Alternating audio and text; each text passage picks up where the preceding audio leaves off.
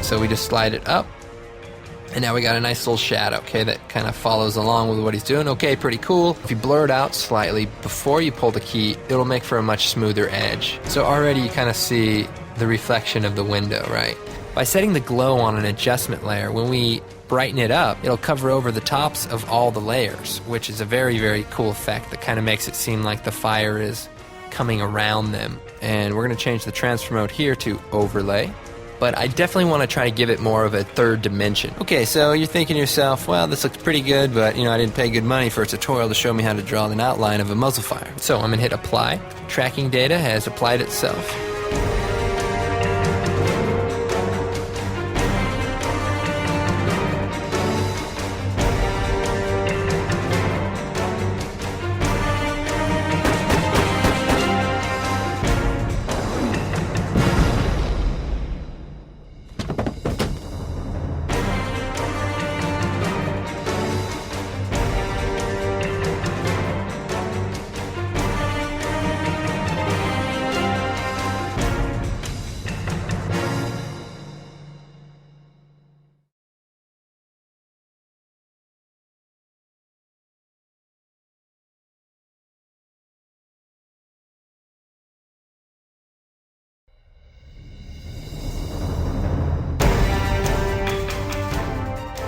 Hi, Andrew Kramer here.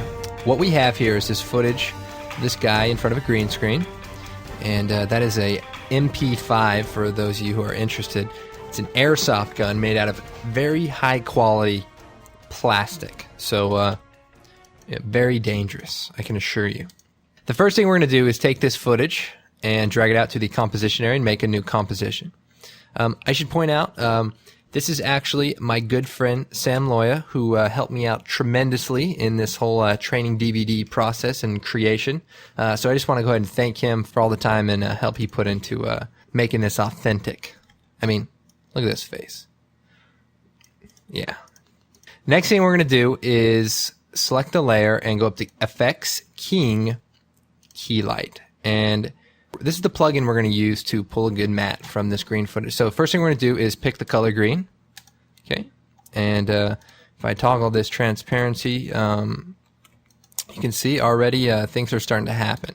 All right, let's go ahead and skip a few of these settings. And first thing I want to focus on is this screen pre-blur. And basically what this does is blurs the matte before it pulls the key from it. So if we go to the screen matte in the viewing options, we play with this, you can see it kind of blurs it out. And the benefit of this is when you're working with DV footage especially, the edges aren't perfect and they can be blocky and have artifacts. And so if you blur it out slightly before you pull the key, it'll make for a much smoother edge and it won't crawl and look all crazy. So that's obviously a good thing. Now the next thing I want to go to is the screen matte. And we have a few settings in here I want to look at. Let's go and change the view momentarily to the screen matte view. And this is the black and white view. Everything that's white is opaque and everything that is black is going to be transparent. We have some gray area here which we need to work on. So the clip black will basically bump up the tolerance for the black and just kind of cut that out of the mix here. And likewise we have some gray here in the white and I want to go ahead and clip that down.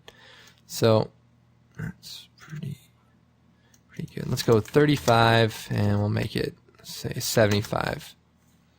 And if we switch back to the final result and we zoom in here, you can see we actually have a pretty nice edge all around.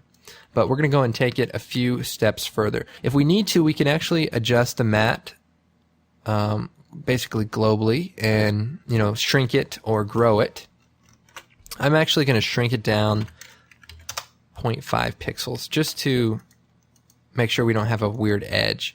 Keylight is actually a very powerful plugin. It's doing a lot of things for us basically automatically. And one of the things it's doing for us is spill suppression. If we go to the view and we change this to intermediate result, a normal keyer will basically leave all this in. That is just basically the spill from the green background. And what Keylight does is, if we go back to the final result, it actually tints those greenish pixels a color that you pick, and default is gray, which is kind of a neutral color. So it kind of gives it a non-tinted look, which is pretty nice. But since we're working with DV footage, there's a few things, a few workarounds, if you will. What I'm going to do is switch the replace method to hard color. And that basically is just a little bit lighter blending with the green color that we're suppressing.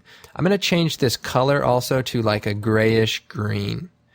And the reason I'm doing that is just to get a little bit closer to the original green, because of the low quality of DV footage, we can run into some artifacting with the color sampling. So the closer you get it to green, the less artifacting, but obviously you want to be far enough away so that the tint isn't there. So this color seems to do it for us.